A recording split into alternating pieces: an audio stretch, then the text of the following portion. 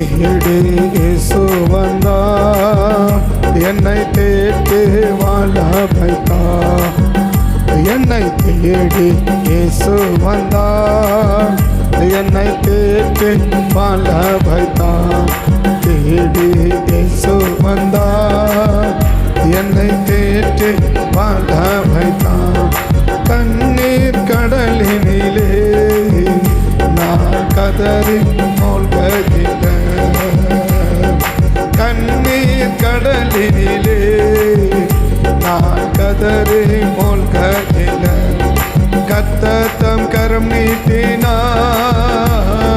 கர்த்தர் தம் கரம் நீட்டினார். என் கண்ணீரெல்லாம் துடைத்தார், என் கண்ணீரெல்லாம் துடைத்தார். கர்த்தர் தம் கரம் நீட்டினார், கர்த்தர் தம் கரம் நீட்டினார்.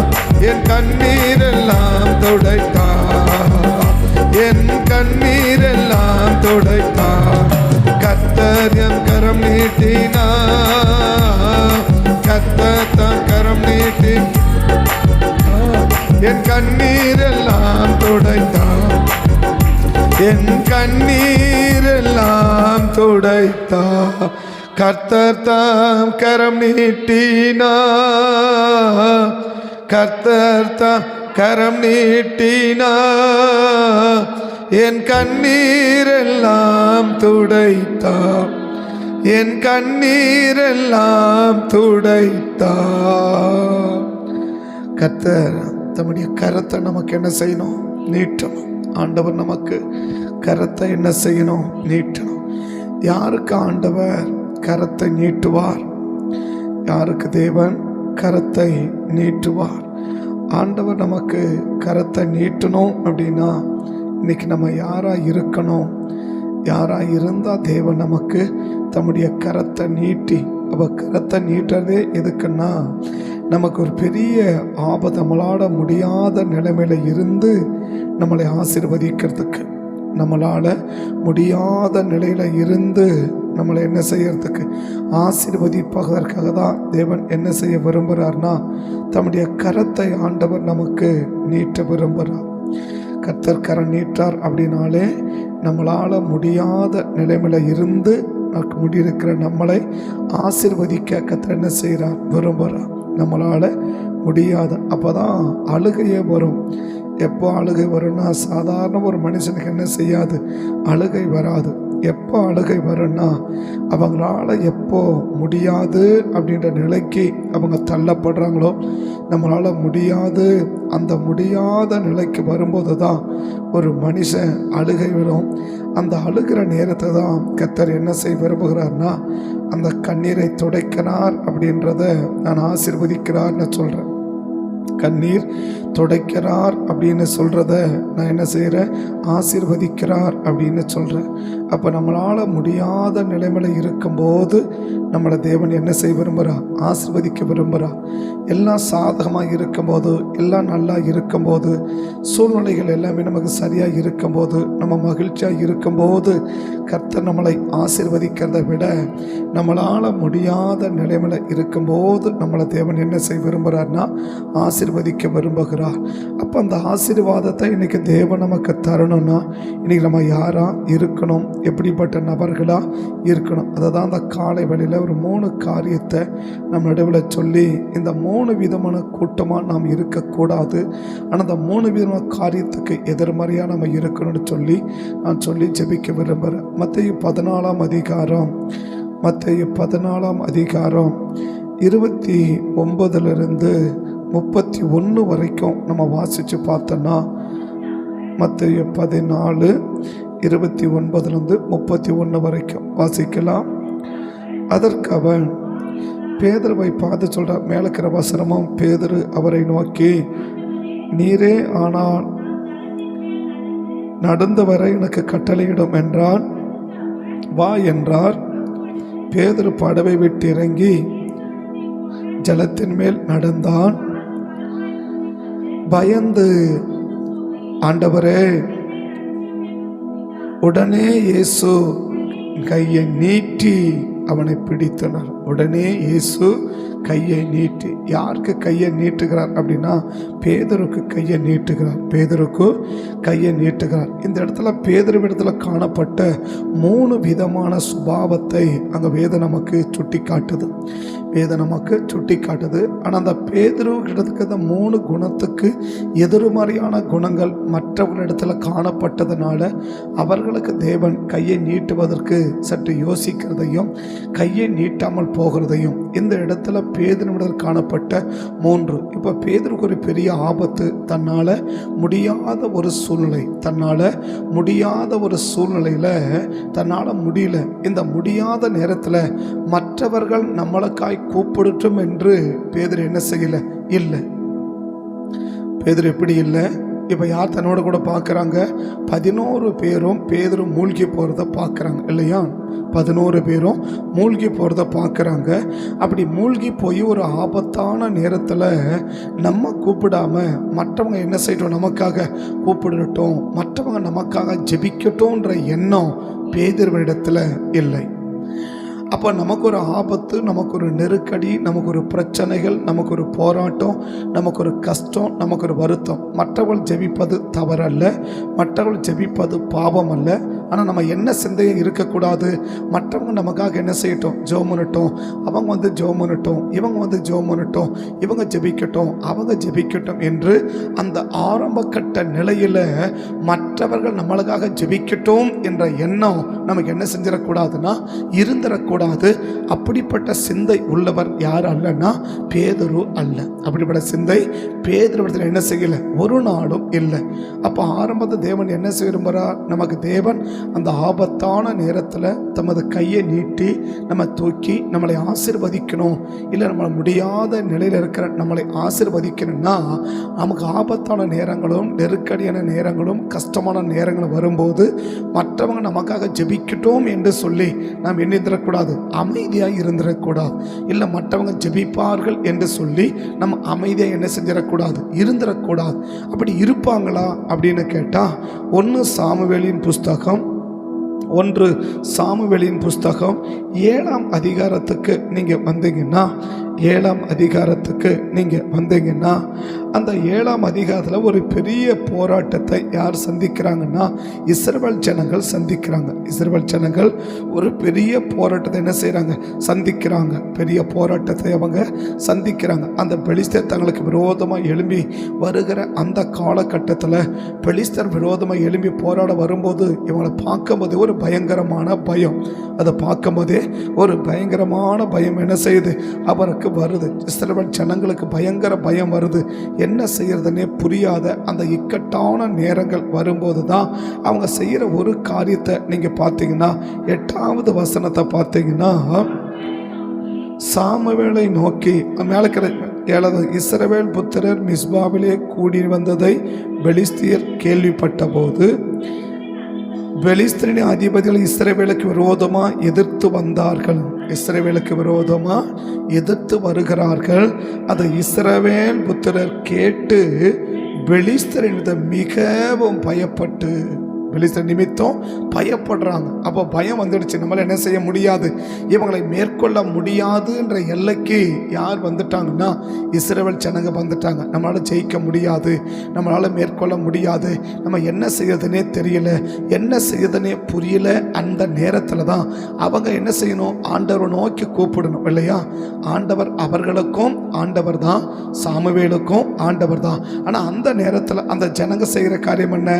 அந்த ஜனங்கள் சாமுவேலை நோக்கி, ஏன்னா சாமுவேலை நோக்கினும் போது ஏதோ யாரோ சொல்றத போல தெரியும். அதுதான் மேலக்கிற இஸ்ரவேல் ஜனங்கள் சாமுவேலை நோக்கி நம்முடைய தேவனாகிய கர்த்தர் எங்களை பெலிஸ்தரின் கைக்கு நீங்களாக்கி ரட்சிக்கும்படிக்கு எங்களுக்காக அவரை நோக்கி பயம் யாருக்குன்னா இவனுக்கு. ஆனால் யார் ஜபிக்கணுமா? அப்போ நீங்கள் என்ன செய்கிறீங்க? உங்களுக்காக அவர் ஜபிக்கிறார், ஓகே, அது எப்படி ஜபிக்கணுமா? ஓயாம ஜபிச்சுக்கணும். உட்காந்து என்ன பண்ணியே இருக்கணும்? ஜோம் பண்ணிக்கிட்டே இருங்க. உங்களுக்காக உட்காந்து என்ன பண்ணி இருக்கிறேங்க? ஜோம் பண்ணிகிட்டே இருங்க, ஜோம் பண்ணிட்டே இருக்கிறேன். சரி, அவர் ஜபிக்கிறாரு, அவரை ஓயாம ஜோம் பண்ணிட்டு நீங்களும் ஜோம் பண்ண சொன்னா நியாயம் இல்லையா? நீங்கள் என்ன பண்ணுங்க. ஆனால் இயேசுவை பாருங்க, கல்வாரி சிலுவைக்கு போகும்போது சிலுவைக்கு போயிட்டாரு. 12 பேரை கூட்டு போய் ஒருத்தன் ஓடி போயிட்டான், மீதி 11 பேரை கூட்டு போறாரு. ஆனால் 3 பேரை தனியாக கூட்டு போயிட்டு என்ன செய்யறாருன்னா, நீங்கள் என்ன செய்யுங்க, எனக்காக ஜெபம் பண்ணுங்க அப்படின்னுட்டு இயேசு போய் படுத்துன்னு தூங்கல. அவர் என்ன செய்யறார், போயிட்டு தனியா ஜெபம். அதான் தேவனுடைய ஆவி. தேவனுடைய ஆவி என்ன செய்யுது, அவர் போய் கல்லறை தூரம் அப்புறம் போயிட்டு 26ஆம் அதிகாரத்தில் பார்த்தீங்கன்னா, மத்தேயு 26ஆம் அதிகாரம் 37 அதுக்கு முடிக்கிற வசனம் கூட சேர்த்து. அப்பொழுது இயேசு இடத்துக்கு வந்து சீசர்களை நோக்கி, நாங்கள் இங்கே ஜெபம் பண்ண மடவும் இங்கே உட்கார்ந்திருங்கள் அப்படின்னு சொல்லி பேதுருவையும் செபதேவின் குமாரனாகிற இருவரையும் யாக்கோபு யோவானையும் கூட்டிக் கொண்டு துக்கமடையவும் வியாகுலப்படவும் தொடங்கினார். அப்பொழுது அவர், என் ஆத்துமா மரணத்துக்கு எதுமாய் துக்கம் கொண்டிருக்கிறது, நீங்கள் இங்கே தங்கி என்னோடு கூட என்ன செய்யுங்க, விழித்திருங்கள் என்று சொல்லி சற்று அப்புறம் போய் முகங்குப்புற விழுந்து, என் பிதாவே, இந்த பாத்திரம் என்னை விட்டு நீங்க கூடுமானால் நீங்கபடி செய்யும் என்று அவர் என்ன, ஆகிலும் என் சித்தத்தின்படி அல்ல, உம்முடைய சித்தத்தின்படி ஆக கடவது என்று ஜெபம் பண்ணினார். யாரு ஜெபம் பண்றாரு? நீங்க ஜெபம் பண்ணுங்கன்னு சொல்லிட்டு அவரு போய் என்ன செஞ்சது இல்லை, ஜெபம் பண்ணாத இல்லை. அப்ப தேவனுக்கு என்ன எதிர்பார்க்கிறாருன்னா, உன் நெருக்கடியில நம்ம என்ன செய்யணும், நம்ம நெருக்கடியில நம்ம ஆண்டவரை நோக்கி ஜெபிக்கணும்னு கர்த்தர் விரும்புறார்.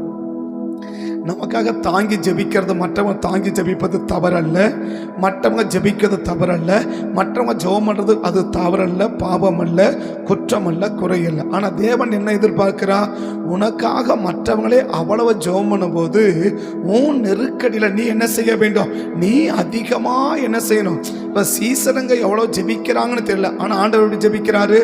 ஏன்னா பிரச்சனை அவருக்கு தான் இல்லையா, பிரச்சனை அவருக்கு தான். அப்ப அவர் பிரச்சனையில் அவர் எப்படி ஜெபிக்கிறாரு, ரத்தத்தின் பெருந்துளி வேர்வையா விழக்கூடிய அளவுக்கு ஜெபிக்கிறார். ஆனா மற்றவங்க அப்படி ஜெபிக்கல, ஜெபிக்காம போயிட்டாங்க.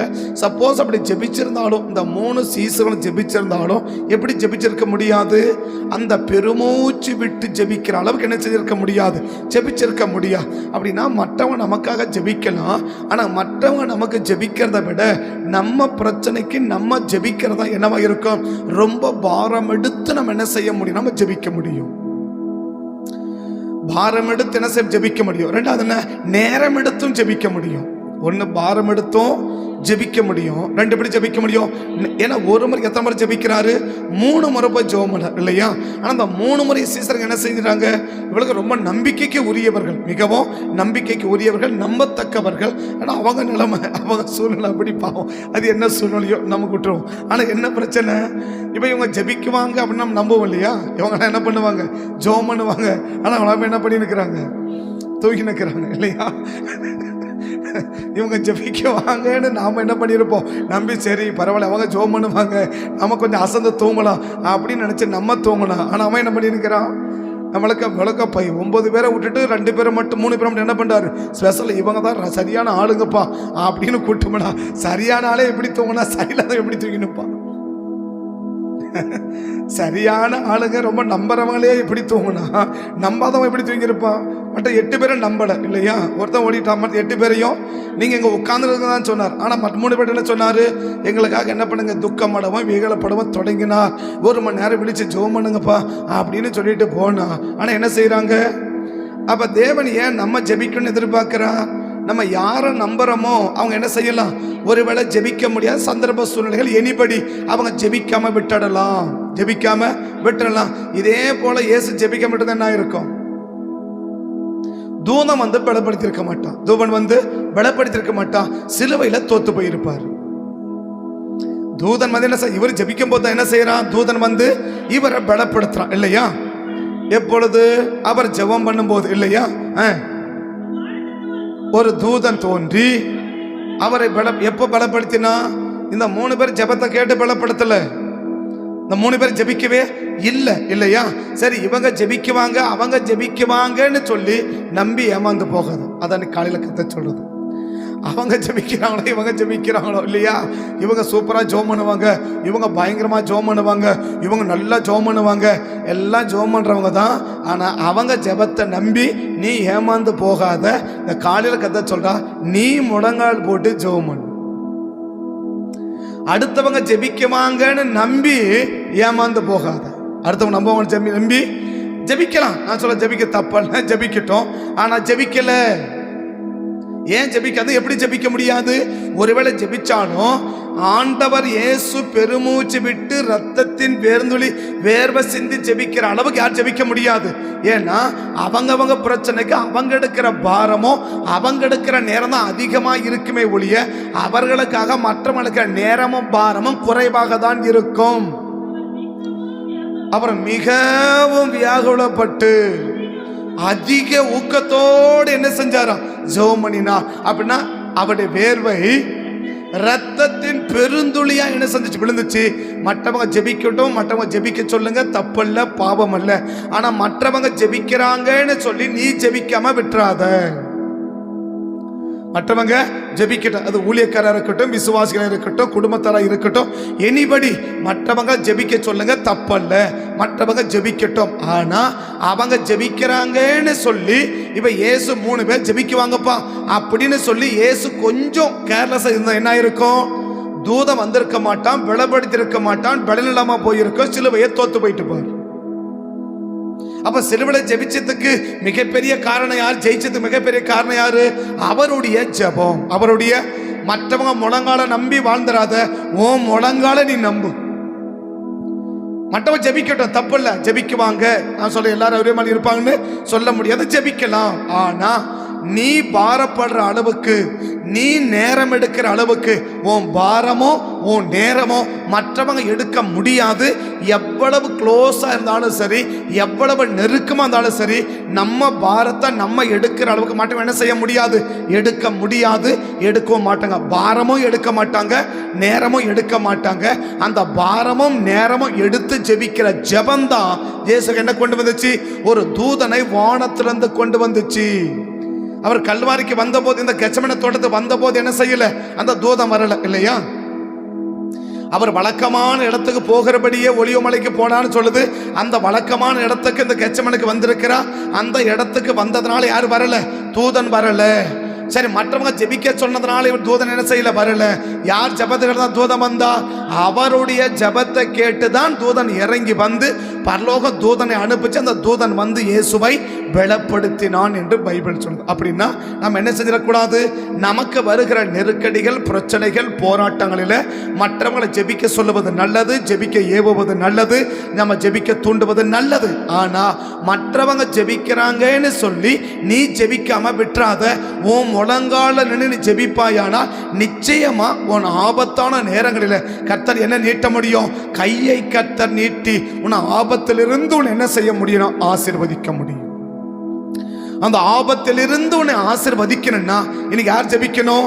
நம்ம பிரச்சனை நம்ம ஜெபிக்கணும். மற்றவங்க ஜெபிப்பாங்கன்னு என்ன பண்ணிடாத, ஏமாந்துடாத. இல்ல மற்றவங்களை ஜெபிக்க சொல்லிட்டு நீ ஜெபிக்காம இருந்துடாத. கதை தீர்க்கமா சொல்றது, மற்றவங்களை ஜெபிக்க சொல்லிட்டு என்ன பண்ணிடாத, நீ ஜெபிக்காம இருந்துடாத. ஆக என்ன செய்ய? மற்றவங்க ஜெபிக்கிறாங்களோ ஜெபிக்கலையோ, மற்றவங்க ஜெபிக்கட்டும். ஆனா நீ என்ன செய்ய? நீ ஜெபம் பண்ணு. மற்றவங்க ஜெபத்தை என்ன பண்ணு? மற்றவங்களையும் ஜெபிக்க சொல்லு, நீயும் ஜெபம் பண்ணு.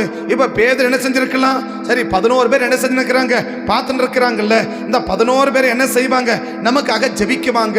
11 பேரும் நமக்காக ஜெபிக்குவாங்க.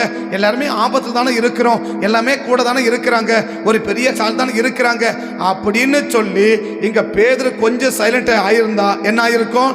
பேதுருவின் கதை அன்னையோட முடிஞ்சு போயிட்டு இருக்கும். 14ஆம் அதிகாரத்துக்கு பிறகு பேதுருன்ற பேரே பைபிள்ல இல்லாம போயிருக்கும். பேதுருவின் சரித்திரமே இல்லாம போயிருக்கும். பேதுரு ஜெபிக்கும் போதுதான் கத்தை என்ன செய்யறா? அவருடைய கையை நீட்டி அவரை கத்தை தூக்கி விடுகிறார் என்று பைபிள் சொல்லுது. அப்ப என்ன செஞ்சிடக்கூடாது? மற்றவங்க ஜெபத்தை நம்பி நாம் ஏமாந்துடவே கூடாது. மற்றவங்க ஜெபிக்கட்டும், மற்றவங்களை ஜெபிக்க தூண்டுங்க. ஆனால் மற்றவங்க ஜெபிக்கிறாங்கன்னு சொல்லி நாம் ஜெபிக்காமல் இருந்துடவே கூடாது. அந்த நேரங்கள் நாம் என்ன செய்ய வேண்டும்? ஜெபிக்க வேண்டும். நம்பர் 1. நம்பர் 2, பேதுருக்குள்ள என்ன இருந்துச்சுன்னா, கால தாமதமா ஜெபிக்கிறவர் அல்ல. ஒன்று யார் இல்லை, மற்றவங்களை ஜெபிக்க சொல்லிட்டு அவர் ஜெபிக்காதவர் அல்ல. மாறாக என்ன, மற்றவங்க ஜெபிக்கிறாங்களோ ஜெபிக்கலையோ, யார் ஜெபிக்கணும்? ஏன் பிரச்சனைக்கு நான் ஜெபிக்கணும் என்றதுல ரொம்ப கவனமா பேதுரு செயல்பட்டதுனால தான் கர்த்தர் என்ன நீட்ட முடிஞ்சிச்சு? கையை கர்த்தரவருக்கு நீட்டி அந்த ஆபத்தில் இருந்து அவரை தேவன் ஆசீர்வதிக்க முடிஞ்சிச்சு. அப்ப ஆபத்தில் இருந்து ஆசீர்வதிக்கணும்னா மற்றவங்க ஜெபிக்கட்டும், மற்றவங்க ஸ்தோத்திரம் பண்ணட்டும், மற்றவங்க உபவாசம் பண்ணட்டும், மற்றவங்க கண்ணீரோடு ஜெபிக்கட்டும், எல்லாம் செய்யட்டும். ஆனா மற்றவங்க யார் எவ்வளவு ஜெபிக்கிறாங்களோ ஜெபிக்கலையோ, ஆனா நாம என்ன செய்யணும்? நம்ம பிரச்சனைகளுக்காக நாம முழங்கால நின்று நாம் ஜெபிப்போமானால் கர்த்தர் தம் கையை நீட்டி பெரிய ஆபத்தில் இருந்து நம்மளை தேவன் என்ன செய்வா? ஆசீர்வதிப்பார். சரி, 2வது பேதுரு என்ன செய்யல அப்படின்னா, கால தாமதமாக செயல்படவில்லை. கால தாமதமா எப்படி செயல்பட்டுருக்கலாம்? கர்த்தர் தான் முன்னாடி இருக்கிறார்ல, அவருக்கு தெரியும்ல, அவர் நம்மளை என்ன பண்ணிடுவாரு? நம்மளை காப்பாத்திடுவாரு. முதல்ல நினைச்சிருக்கணும், பின்னாடி என்ன செஞ்சிருக்கிறாங்க? 11 பேர் இருக்கிறாங்க, நம்ம கூடவே இருந்தவங்க, ஒன்னா இருந்தவங்க, ஒரே இடத்துல இருக்கிறோம். நமக்கு பிரச்சனை வரும்போது கம்முன்னு இருப்பாங்களா? நிச்சயமா என்ன பண்ணுவாங்க? ஜெபிக்குவாங்கன்னுட்டு பேதுரு என்னவா இல்லை?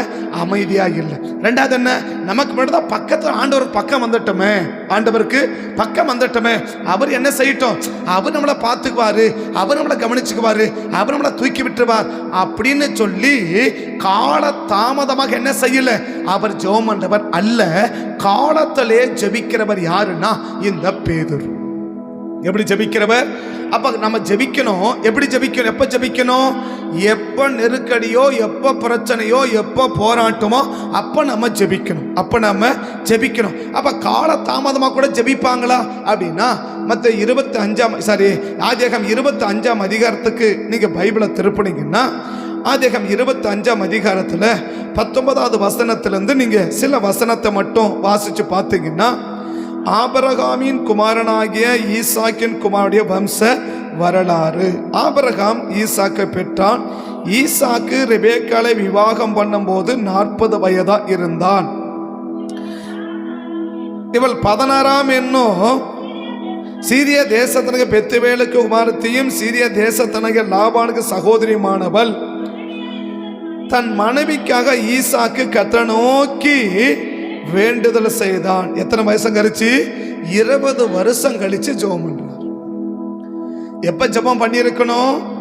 எப்ப ஜெபம் பண்ண வேண்டுமோ அப்போ ஜெபம் பண்ணியிருக்கணும் இல்லையா? அழகா சொல்றாரு, மறுபடியா தன் மனைவிக்காக ஈசாக்கு கர்த்தரை நோக்கி வேண்டுதல் செய்தான். எப்ப கேட்டார்? எப்ப ஜெபம் பண்ணாரோ அப்ப கர்த்தர் கேட்டார்.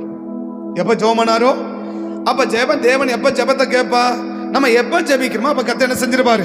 நம்ம ஜெபத்தை தேவன் கேட்டுப்பா. 20 வருஷத்துக்கு முன்னாடி ஈசாக்கு ஜெபம் என்ன இருக்கும்?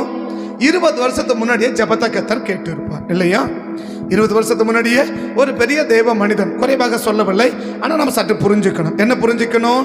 20 வருஷமா என்ன செய்யவே இல்லை? ஜெபிக்கவே இல்லை, அதை பத்தி கண்டுக்கவே இல்லை. இப்படி ஒரு பிரச்சனை நமக்கு என்ன செய்யுது? இருக்குது. நமக்கு ஒரு குறைகள் என்ன செய்யுது? இருக்குது. இப்படி ஒரு போராட்டம் என்ன செய்யுது? இருக்குது அப்படின்னு அந்த ரெபேக்காளுக்கு அந்த பிரச்சனையை அவர் என்ன செஞ்சுக்கவே இல்லை, கண்டுக்கவே இல்லை. ஸோ அவளுக்கு மாத்திரம் பிரச்சனை, நம்ம குடும்பத்துக்கு இப்படி ஒரு பிரச்சனை இருக்குது, நம்ம குடும்பத்துக்கு இப்படி ஒரு பிரச்சனை இருக்குது, நம்ம குடும்பத்தில் இப்படி ஒரு போராட்டம் இருக்குது, நம்ம குடும்பத்தில் இப்படிப்பட்ட ஒரு நெருக்கடி இருக்குது அப்படின்னு அந்த குடும்பத்தில் இருக்கிற அந்த பிரச்சனைகளுக்கு மேலே எவ்வளோ பேர் கவனம் செலுத்துகிறோம், எவ்வளோ பேர் கண்டுபிடிச்சிருக்கிறோம், எவ்வளோ பேர் இந்த குடும்பத்தில் இப்படி ஒரு பிரச்சனை இருக்குது, இந்த வீட்டுக்குள்ள இப்படி ஒரு பிரச்சனை இருக்குது, நம்ம ஃபேமிலிக்குள்ள இப்படி ஒரு போராட்டம் இருக்குது, நம்ம குடும்பத்துல இப்படி ஒரு பிரச்சனை என்ன செய்யுது இருக்கிறத நம்மளால கவனிக்க முடியுது அப்படின்னு நம்ம குடும்பத்துக்குள்ள இருக்கிற பிரச்சனையை நீங்க எவ்வளவு பேர் கவனிச்சிருக்கிறோம்? எவ்வளவு பேர் நம்ம குடும்பத்தினுடைய பிரச்சனை என்ன, நம்ம குடும்பத்தினுடைய பிரச்சனை என்ன? ஏன்னா எல்லா குடும்பத்துக்கும் ஒரே பிரச்சனை கிடையாது. எல்லா குடும்பத்துக்கும் ஒரே பிரச்சனை கிடையாது. ஒரு பிரச்சனை கிடையாது. சரி, ஒரு சின்ன கருத்தை சொல்கிறேன். இங்கே யாரும் இங்கே இப்போ அவங்க இல்லை, இப்போல்லாம் இங்கே சபையிலையும் இல்லை, அவங்க இல்லை, இந்த இடத்துல இல்லை. ஸோ அவனுடைய அப்பா எப்படிப்பட்டவர்னா, பையனே இல்லாத குடும்பத்தில் கல்யாணம் பண்ணாரு. யாரு? இப்போ எங்கள் அப்பா இருக்கான்னு வச்சுக்கோங்களேன்.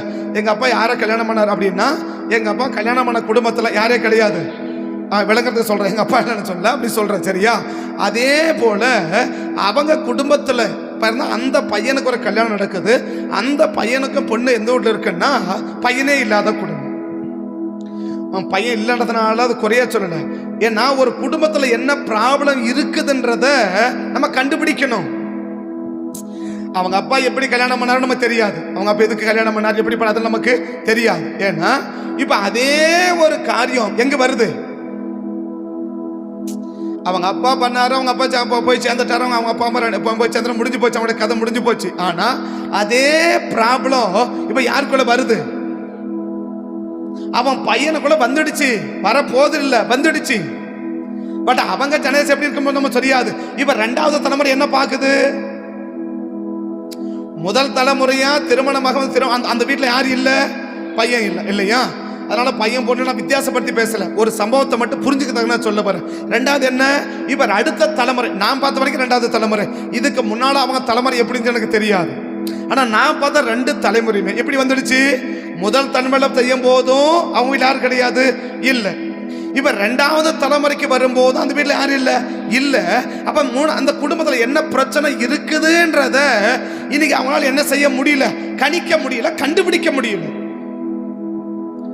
அவங்க இல்லாதனால தைரியமான சொல்லிட்டு இருக்கிறேன். இன்னைக்கு நம்ம வீட்டுல என்ன ப்ராப்ளம் இருக்கு நீங்க எவ்வளவு கண்டுபிடிப்பீங்க? இல்ல கண்டுபிடிச்சு இருக்கிறீங்க. உங்க குடும்பத்துல உங்க ஃபேமிலியில என்ன ப்ராப்ளம், அதாவது நிறைய பிரச்சனைகள் போராட்டம் வருவது வேறு, ஆனா ஒரு ப்ராப்ளம் மட்டும் கண்டினியூ ஆகிட்டே இருக்கும். நான் சொன்னேன் இல்லையா, இப்ப அந்த குடும்பத்துல அவருக்கு முன்னாடி தலைமுறையில அப்படி இருந்துச்சு, இப்ப அடுத்த தலைமுறையிலும்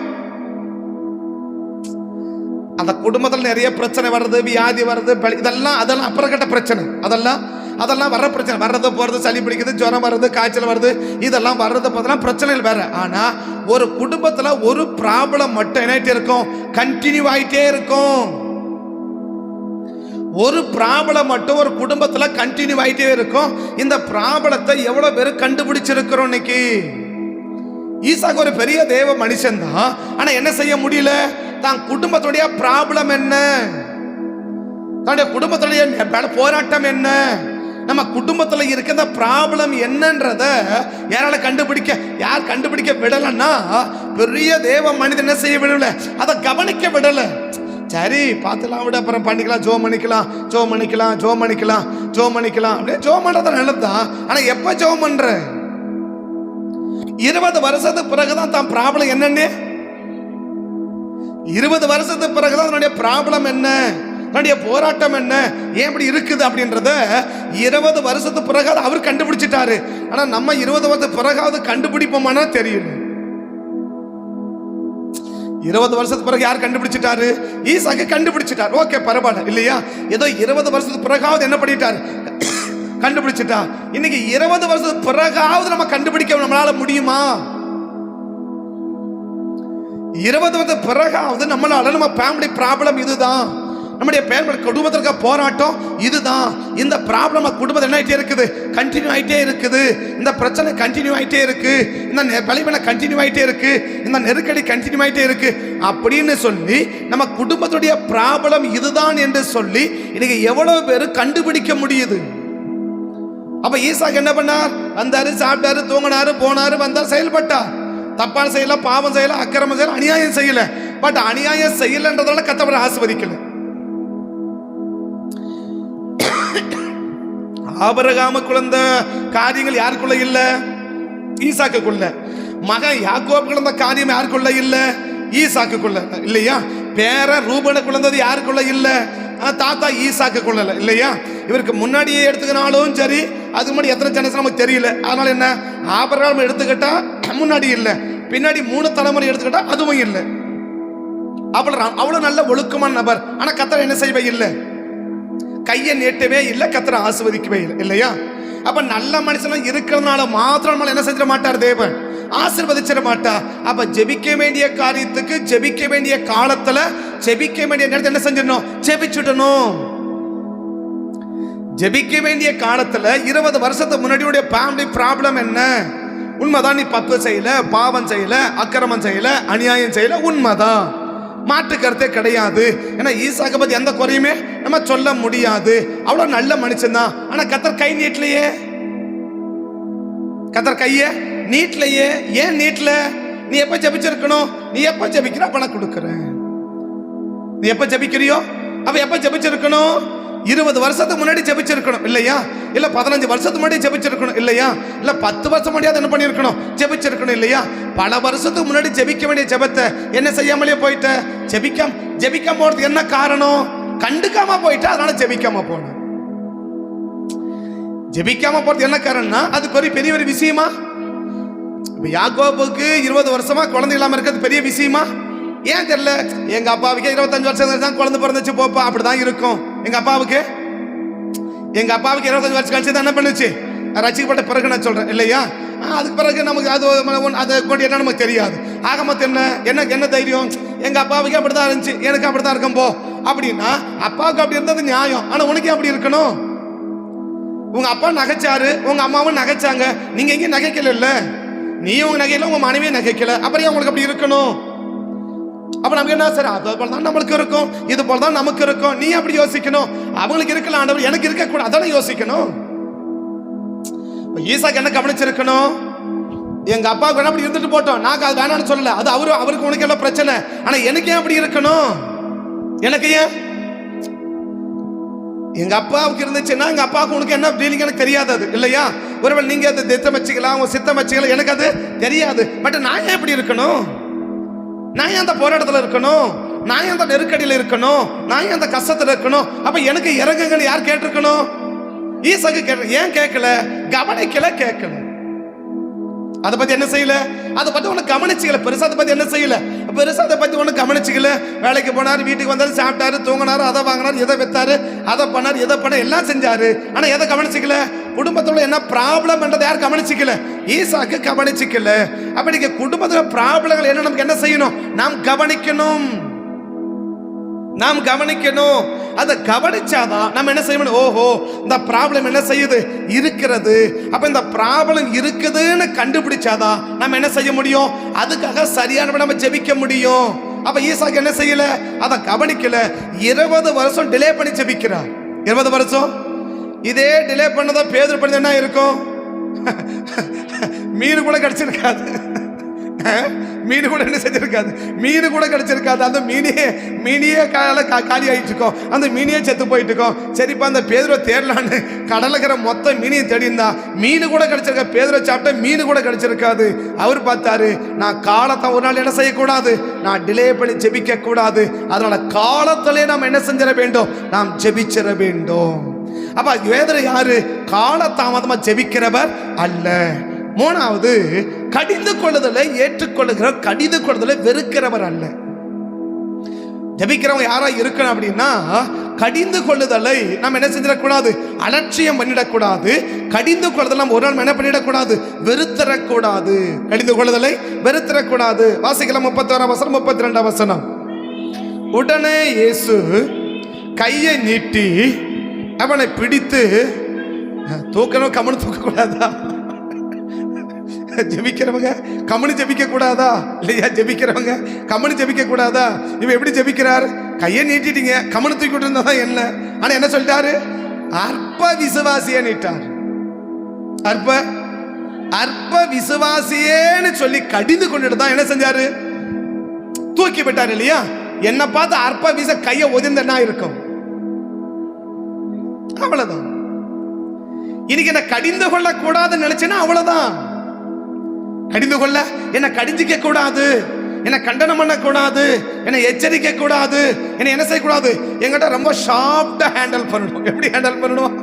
ரொம்ப ஷார்ப்டா ஹேண்டில் பண்ணணும் இல்லையா? இவரு எப்படி ஷார்ப்டா எப்படி பேசியிருக்கணும்? இல்ல, ரொம்ப ஷார்ப்டா ஹேண்டில் பண்ண எப்படி பேசியிருக்கணும்? அற்ப விசுவாசியே இல்லையா? கையை நீட்டு எப்படி பேசியிருக்கணும்? ரொம்ப அப்படி மெதுவா, அவர் காதுல மட்டும் கேட்கிற மாதிரி. சரி, பேசதான் பேசுறீங்க, மற்றவங்களாம் தெரியுற மாதிரி தான் பேசணுமா? அப்படி பேசுறீங்க இல்லையா? 11 பேர் என்ன நினைப்பான்? என்ன 11 பேரும் என்ன நினைப்பான்? அவன் நினைக்கிட்டு தான் நான் பேசுறேன். யார் நினைக்கிட்டு? அந்த 11 பேரும் நினைக்கிட்டு தான் என்ன செய்யறேன், நான் பேசுறேன். அதான் காத்தும் பயங்கரமா அடிக்குது, கடலும் பயங்கரமா அடிச்சு நிக்குது. இதுக்கு மத்தியில அவர் எப்படி பேசிருப்பான்னு யோசித்து பாருங்களேன்.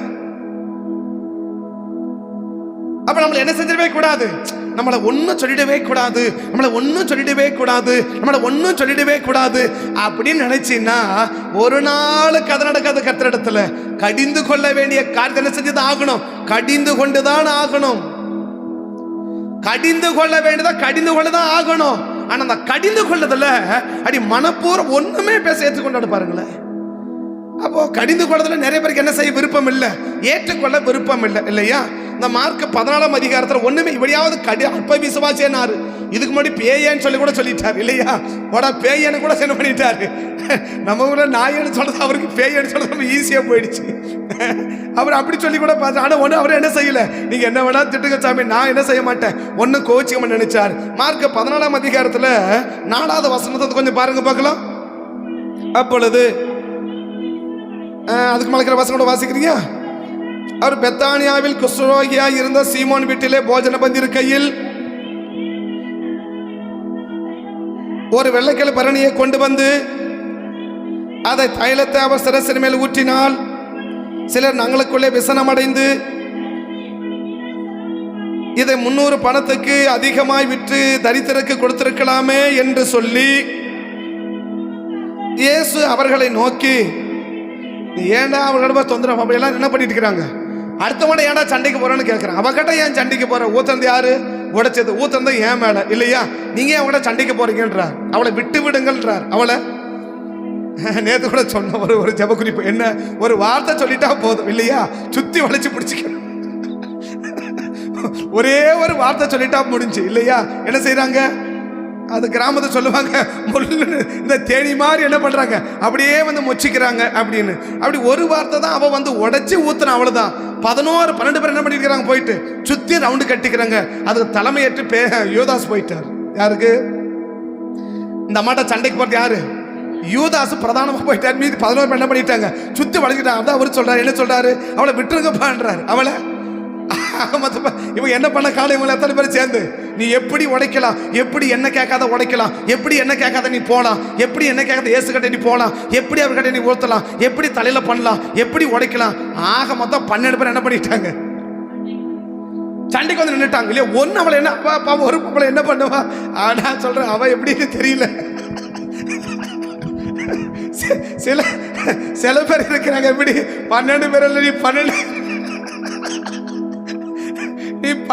12,000 பேர் வந்து கூட என்ன பண்ணிடுவேன், சுத்தி வலிச்சு ரவுண்டு கட்டி நின்றுடுவேன் அப்படி நிற்குவா. அந்த பொம்பளை பாவம் அமைதியாகிடுச்சு போல் இருக்கு. அதனால தான் ஏசு என்ன பண்ணிட்டாரு, அவளை விட்டுருங்கப்பா பாவன்ட்டார். அவளை பாவம், அவளை விட்டுருங்கப்பா, அவளை ஏப்பா தொந்தரவு பண்றீங்க, விட்டுருங்கப்பா, அவகிட்டேப்பா சண்டைக்கு போறீங்க, அவளை ஏன்பா அப்படி மல்லுக்கு பண்ணி நிற்கிறீங்க அப்படின்னா, இவன் எந்த அளவுக்கு பேசியிருந்தா ஏசு அவளை விட்டுருங்கன்னு சொல்லியிருப்பார்.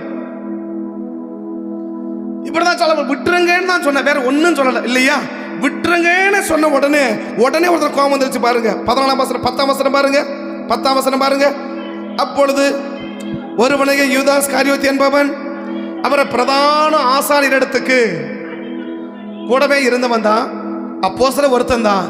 ஆனா ஒரு வார்த்தை சொல்லிடக்கூடாது, ஒரு வார்த்தை கூட, ஒரு வார்த்தை என்ன பண்ணிடக்கூடாது, என்னை எதுவுமே சொல்லக்கூடாது. நான் என்ன செஞ்சாலும் வாங்க ஐயா வாத்தியார் ஐயான்னு என்ன பண்ணிட்டே இருக்கணும், வரவேற்றுட்டே இருக்கணும். முடிஞ்ச ஒவ்வொரு பொண்ணாடை வாங்கி வச்சு அடிக்கடி என்ன பண்ணிட்டே இருக்கணும், பொண்ணாடை போத்தி எல்லாம் கிளாப் பண்ணுங்க, எல்லாம் கிளாப் பண்ணுங்க, அப்படியே கிளாப் பண்ணி வச்சுனே இருந்தா நல்லா இருக்கும். யாருக்கு, யூதாஸுக்கு.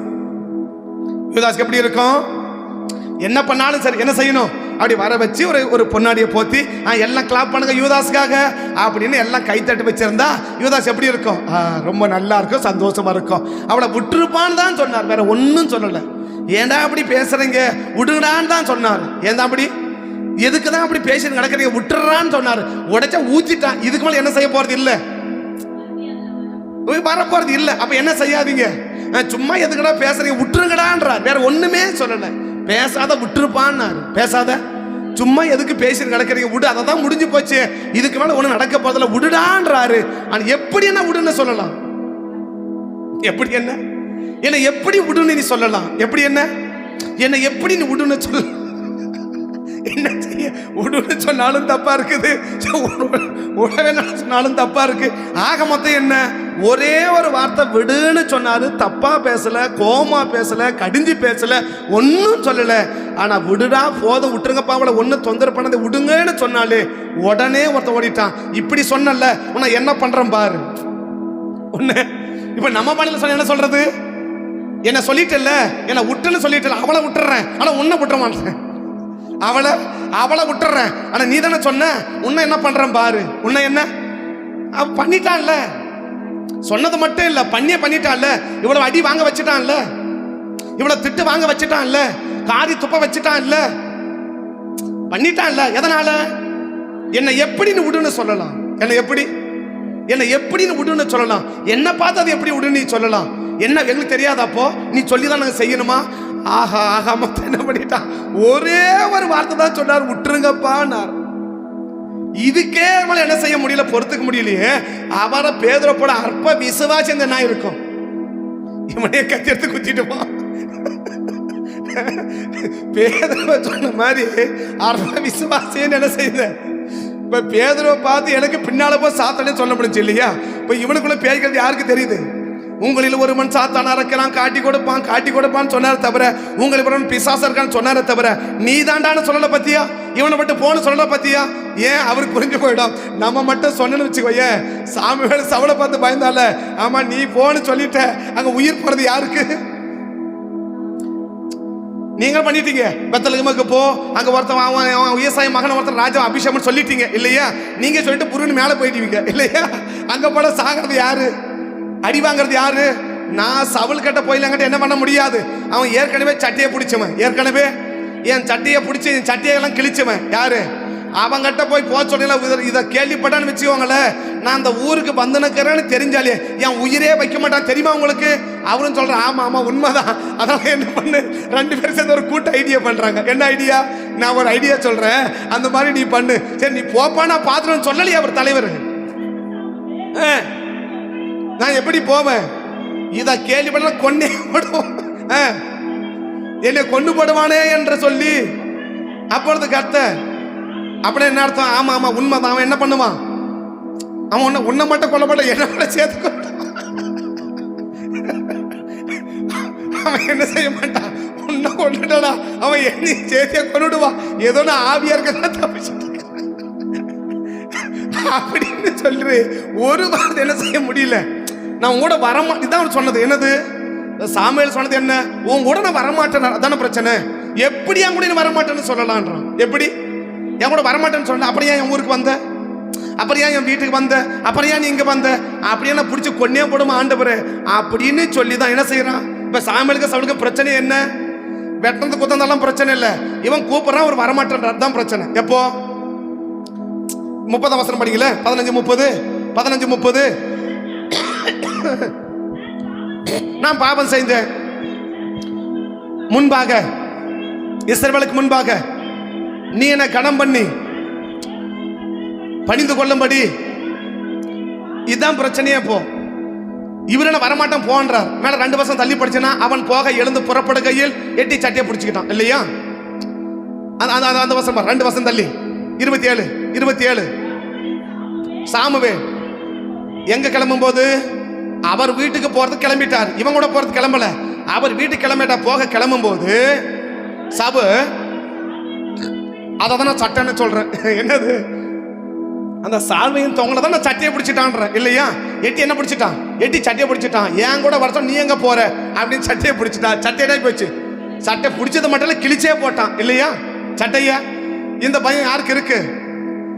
எப்பா அவங்ககிட்ட, அவன் ஏற்கனவே சட்டையை பிடிச்சி அடிச்சவன், அவங்ககிட்ட போக சொல்றீங்களே. ஆமா உண்மைதான். அப்போ ஒரு ஐடியா பண்ணலாம், 2 பேரும் சேர்ந்து கூட்ட ஐடியா. என்ன ஐடியா?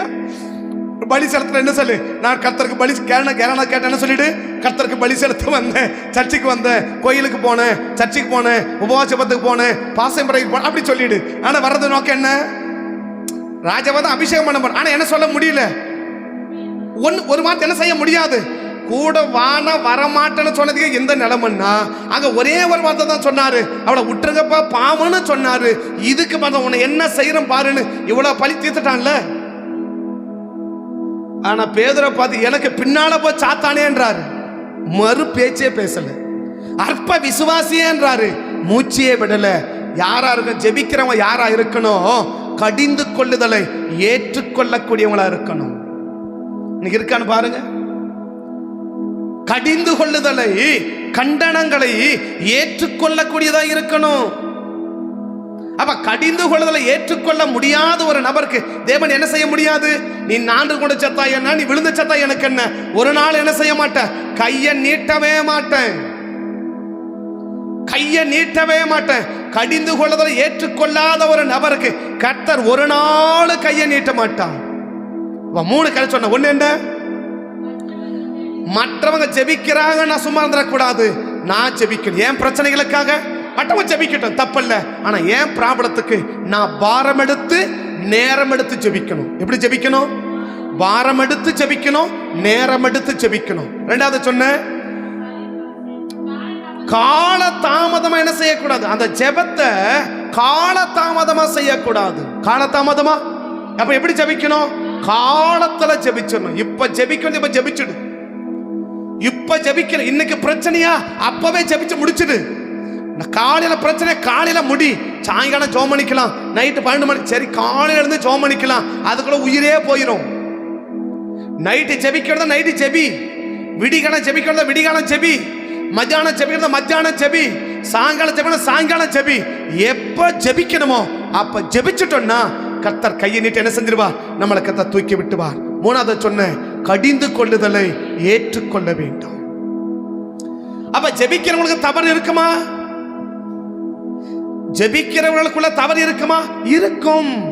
பேதுருக்குள்ள ஜெபிக்கிறவர் தான் இருந்துச்சு. அந்த தவறை தேவன் என்ன செய்ய விரும்புறா? சரி பண்ண விரும்புறா. இன்னைக்கு எவ்வளவு பேருக்கு கடிந்து கொள்ளுதலை ஏற்றுக்கொள்வதற்கு விருப்பம் இருக்குது? அதான் 141 சங்கீதம் 8ஆம் வசனம் நினைக்கிறேன், தாவீது சொல்லுமாறு, நீதிமான் என்னை தயவாய் கொட்டி என்னை கடிந்து கொள்ளட்டும். நீதிமான் என்னை தயவாய் கொட்டி என்னை கடிந்து கொள்ளட்டும். அது என் தலைக்கு எண்ணெயை போல் இருக்கும். என் தலை அது அல்லல் தட்டுவது இல்லை. நான் தடுக்க மாட்டேன். என்னை எப்படி சொல்லலாம்? என்னை எப்படி இதை பண்ணலாம்? என்னை ஏன் அப்படி சொல்லணும்? என்னை மட்டும்தான் அப்படி சொல்றாங்க, ஒன்னும் சொல்ல மாட்டேன். என் கடிந்து கொள்ளுதலை என் தலை என்ன செய்யாது? ஒரு நாளும் அல்லல் தட்டாது. என் கடிந்து கொள்ளுதல் என்ன செய்யறேன்? நான் விரும்பி அதை ஏற்றுக்கொள்ளுகிறேன். இந்த 3 சுபாவத்தோடு தான் பேதுரு கர்த்தரை நோக்கி கூப்பிட்டார். இப்ப வாசிக்கலாம் மத்தேயு 14 இப்ப வாசிக்கலாம்.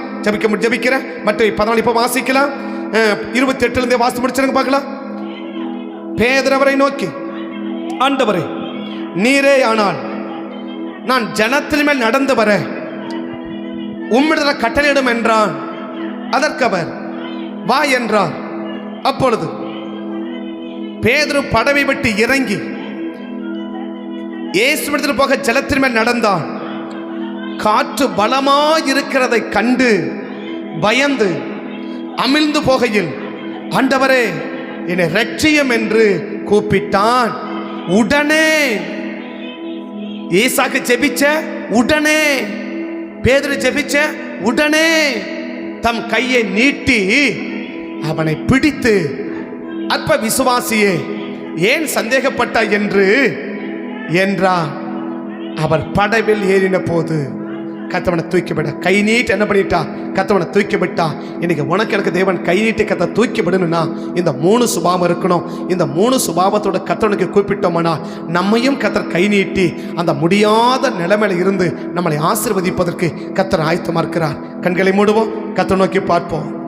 கண்ணீர் கடலினிலே நான் கதறி கண்ணீர் கடலிலே நான் கதறி மூழ்கையிலே கர்த்தர் தம் கரம் நீட்டினா, கர்த்தர் தம் கரம் நீட்டினா, என் கண்ணீர் எல்லாம் துடைத்தார், என் கண்ணீர் எல்லாம் துடைத்தார். இந்த காலையில கர்த்தர் நம்ம கை நீட்ட விரும்புகிறார். கை நீட்டி தேவன் நம்ம அழுகையை ஆசீர்வாதமா மாற்ற விரும்புகிறார். அந்த அழுகையில இருந்து நம்மளை ஆசீர்வதிக்க விரும்புகிறார். அந்த அழுகையிலிருந்து ஆசீர்வதிக்க விரும்புகிறார். அதை கொடுக்கணும்னா மற்றவங்க ஜெபிக்கிறாங்கன்னுட்டு அமைதி இருந்துராத, கால தாமதமா ஜெபிச்சிராத, கடிந்து கொள்ளுதல வெறுத்துறாத. தேவ சமூகத்தில் அர்ப்பணித்து, பரிசுத்த பிதாவே உங்கள் கையில் எங்களை அர்ப்பணிக்கிறோம், எங்களை ஒப்பு கொடுக்கிறோம். இந்த 3 சுபாவத்தோடு பேதுரு கூட்டத்தை போல நாங்களும் கூப்பிடுகிறோம்ப்பா.